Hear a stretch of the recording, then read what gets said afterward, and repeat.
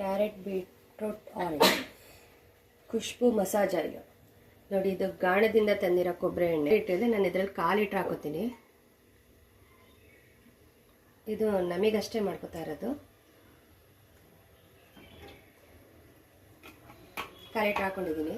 ಅದು ಕಾಯಬೇಕು. ಎಣ್ಣೆ ಚೆನ್ನಾಗಿ ಕಾದ್ಮೇಲೆ ಇದನ್ನು ಹಾಕೋಬೇಕು.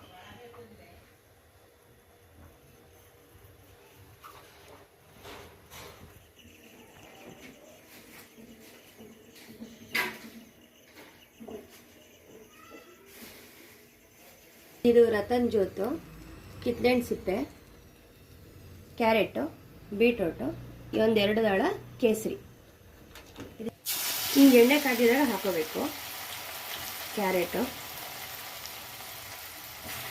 ಬೀಟ್ರೂಟು, ಕಿತ್ಲೆಹಣ್ಣು ಸಿಪ್ಪೆ,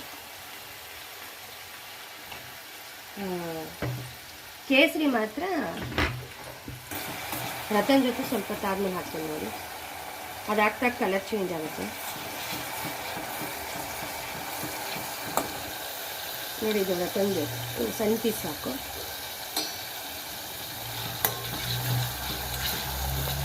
ಇದು ನಿಧಾನಕ್ಕೆ ಸಿಮ್ಮಲ್ಲಿ ಅದು ಗರ್ಗರಿಯಾಗಿ, ತರಕಾರಿ ಎಲ್ಲ ಗರ್ಗರಿ ಆಗಬೇಕು. ಅಲ್ಲಿ ತನಕನೂ ಕಲರ್ ಬಿಡೋ ತನಕನೂ ನಿಧಾನಕ್ಕೆ ಅದನ್ನು ಕುದಿಸ್ಕೋಬೇಕು.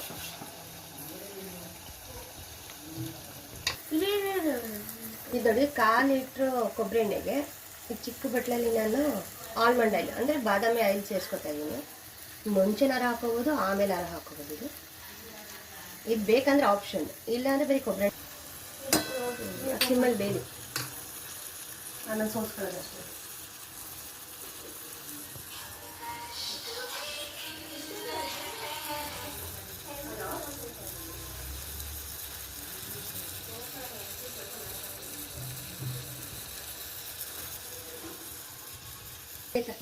ಜಾಸ್ತಿ ಆಗ್ತದೆ.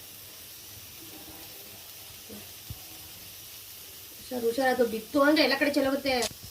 ನೋಡಿ, ಇದು 2 ದಳ ಕೇಸರಿ ಸಾಕು. ಹಾಕೋಣ ಇದಕ್ಕೆ. ನೋಡಿ,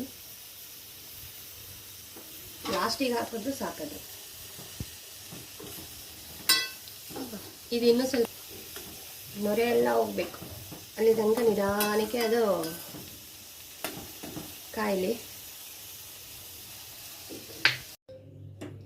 ನೋಡಿ, ಈ ಥರ ಚೆಂದಾಗಿ ಕಾಯಿಸ್ಕೋಬೇಕು.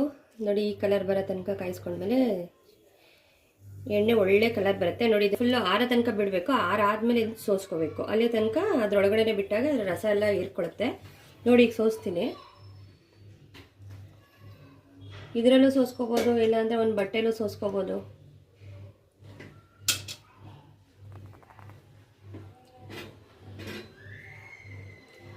ಇದು ಬಟ್ಟೆಲೂ ಸೋಸ್ಕೋಬೇಕಾಗುತ್ತೆ. ಆಮೇಲೆ ಜಸ್ಟ್ ಇಷ್ಟು ಸೋಸಿ ತೋರಿಸ್ತಾ ಇದ್ದೀನಿ.